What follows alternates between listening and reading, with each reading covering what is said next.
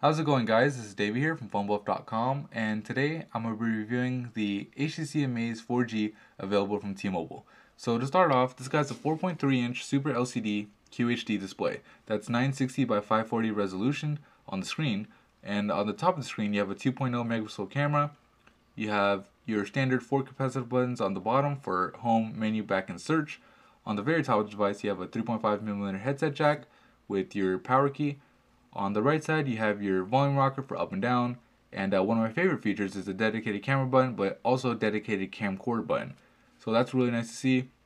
On the left side of the device, you have your micro USB charging port. On the bottom, you have your microphone, and of course on the back, you have your 8 megapixel camera with dual LED flash, and it's capable of taking 1080p video capture with your speaker grill on the very back as well. So that's the hardware tour, a quick hardware tour for you guys. I'm gonna go ahead and run a benchmark while I give you some of the other specs. So we're doing two things at once here. Alright, so on the inside of the device, it has a 1.5 gigahertz dual core processor to Snapdragon S3, and it has 1 gigabyte of RAM.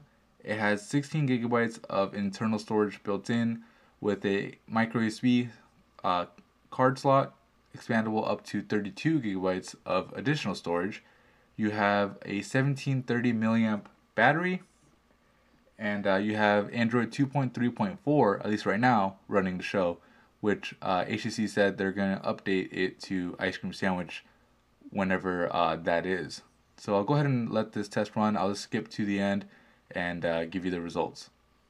Alright, so it looks like the benchmark is done. I'll go ahead and hit yes so we can get the results. And for what it's worth, this device scored a 2035, so 2035. So of course this is Quadrant, and the app hasn't been updated for over a year now. So take it for what it's worth. Of course, I think real life performance is a lot better than that. Go ahead and run another benchmark, anTutu. So go ahead and run the test, and I'll just skip to the end so you guys can see the results. Alright, so it looks like the test is done, scoring a 5,581. I'll go ahead and go to score chart and the bar chart so you can see a comparison. So let me bring this closer to the screen.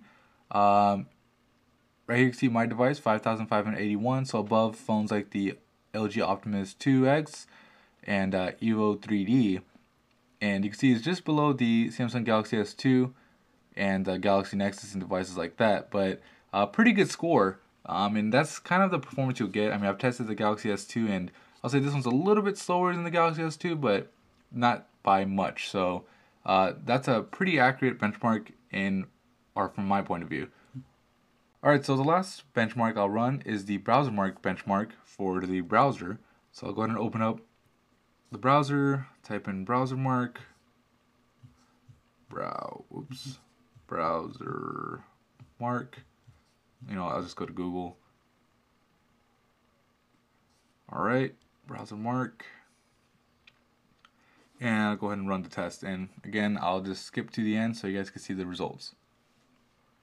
Alright, so the benchmark is done, and the phone scored a 62,269. So that's my last benchmark that I'll do, and hopefully that gives you a better idea as far as how the device will perform when you get it.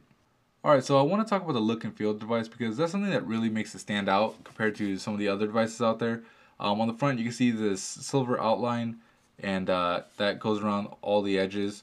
On the back you have this rubberized material alongside the aluminum casing. So it is a unibody design. So when I take the battery or back cover off, you can see it's just two pieces, but a lot of the internals are on the battery or the back cover itself. So really just gives you a high-end feel. I mean, as soon as I got this device, I just felt like it was, a premium device, and it felt really high quality, especially comparing it to a phone like the Galaxy S2, which has more of a plastic feel. But of course, the plastic makes the phone lighter. This one's a little bit heavier, weighing in at 6.1 ounces, and also makes it a little bit thicker at 11.8 millimeters. But that's the cost that you get with having more of the premium build quality, or at least feel, that you get from the Amaze.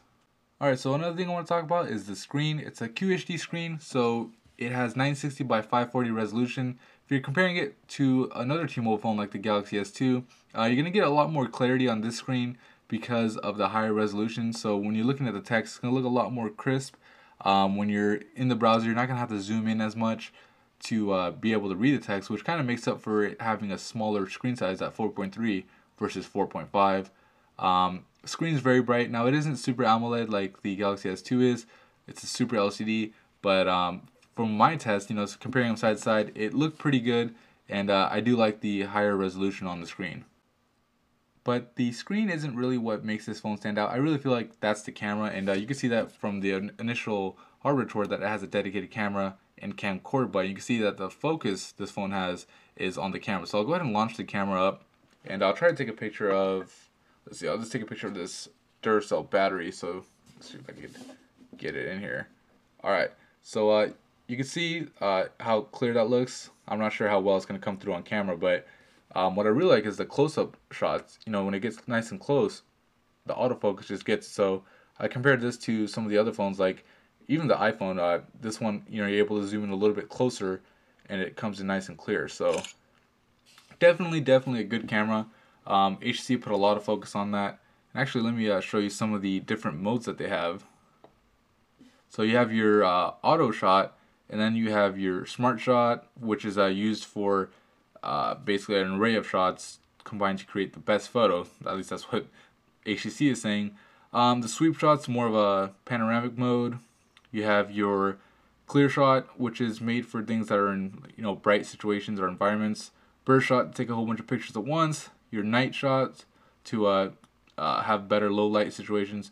And let's see, the macro shot's really what can make you zoom in even closer than I was earlier to take a, I took a picture of my fingerprints and it looked great. So just that gives you a better idea as far as how close you can zoom in. And you just have your portrait mode as well. So you have a lot of different options as far as scenes for the camera. And HTC really put a emphasis on the camera, and front-facing camera is 2 megapixels, so it's really good as well. And I just really love the camera. I can't say enough about it. I'd even say that it's better than the iPhone 4S's camera, at least from my experience testing the two devices. I'm not too sure about the video, because I feel like the video quality is a little bit better on the 4S, but the actual picture quality I feel like is better on the HTC Amaze. Alright, so the last thing I want to show you is HTC Sense 3.0, which is running over top of Android on the Amaze. And basically what Sense is it's HTC's custom UI, which adds a lot of features that you normally wouldn't get with a stock ROM, and also makes things a little bit easier to access. For example, on your home screen you can pinch out and you'll have a display of all 7 of your home screens, and you can tap on whatever one you want to jump right to it. So it makes it a little bit easier to go to home screen, especially when you have so many, like 7 on this device. And you could also go the old way by scrolling left and right like you normally would. And what's cool is HTC has this little animation where it'll spin around like that. So it's nice to look at, but as far as functionality, it doesn't really do much. In fact, it actually gets in the way, because sometimes I found over the last 2 weeks that I've been using the device that when I'm trying to scroll from home screen, sometimes it'll just jump like that when I'm trying to go over one. So it can get annoying or get in the way sometimes, but like I said, I like to pinch out and go to home screen like that, unless I'm going over just one where I make sure I go slow. But overall, I do like the layout of the home screens. If I go to the app tray, one thing I'll say is normally I don't like vertical app trays like this, because it's kind of hard to track what app you're looking at. You just have like one long list, but HTC's done a good job by separating that and making them pages like you would get with a horizontal layout. So you can see there's 4 pages right here that I'm scrolling through, and it makes it a lot easier to find the app you're looking for, especially when you get familiar with the device. So not only does it have that, but it has a frequent tab, which shows you your top 20 apps that you use most often. You can also go to the downloaded tab and see what apps you've downloaded from the market yourself. And we'll go ahead and look at the notification bar. So you have your recent 8 apps that you've used, similar to the way that you'd see when you press and hold home. But it's nice to have right here in the notification bar and scroll through them. Makes it really easy to switch tasks while you're in them. And you could also go to quick settings here at the very bottom right, which gives you toggles for Wi-Fi, your hotspot, mobile network, Bluetooth, GPS, and your settings. And right here, it says total memory.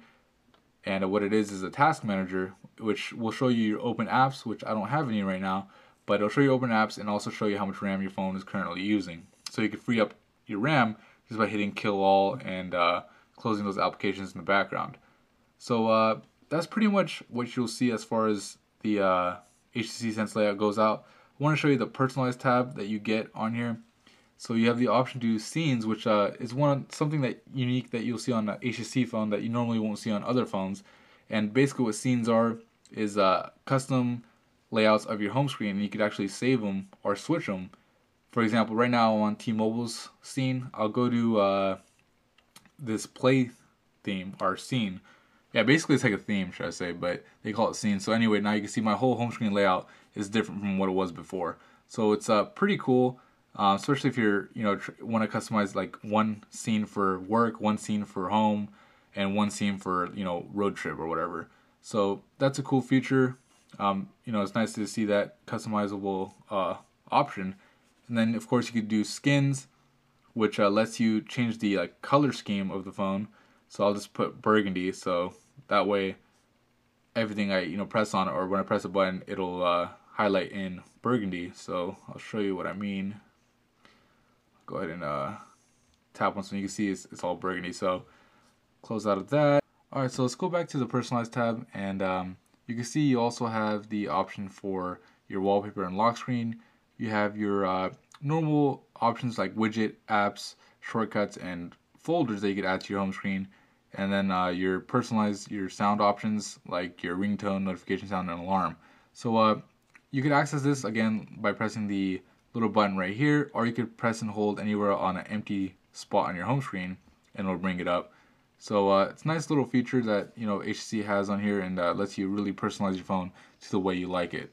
Alright, so some of the apps that come preloaded with Sense are apps like FriendStream and flashlight and clock giving you the alarm, a world clock, a timer, and a stopwatch. You have flashlight, which is a normal flashlight app, but it gives you 3 different levels of brightness for the LED on the back, which is pretty nice. I mean, works better than any of the flashlight apps out there, at least for this phone.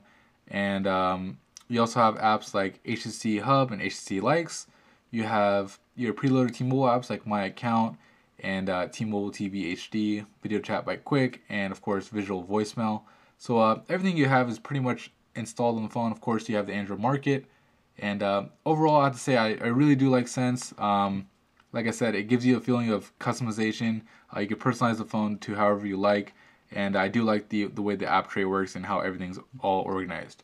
Alright, so that's pretty much it on the HTC Amaze 4G. I've really enjoyed this phone over the last 2 weeks that I've been testing it. And I feel like this phone is really made for those of you who are looking for a top-notch camera on a smartphone with premium build quality and fast speeds, because it really delivers on all 3 areas, especially with the build quality and the camera. Just by looking at it, you can tell that HTC put a lot of work into it with a dedicated camcorder and camera buttons. You can see even from the lock screen I could access it by pressing and holding on it. So you'll never miss any of your moments with this phone. Build quality is great, and of course you're on that T-Mobile 4G network. And like I said, that's pretty much it. If you're looking for more information, hit the link below in the description box for the full review. And that's it for me. This is Dave from phonebuff.com. Thank you for watching the video.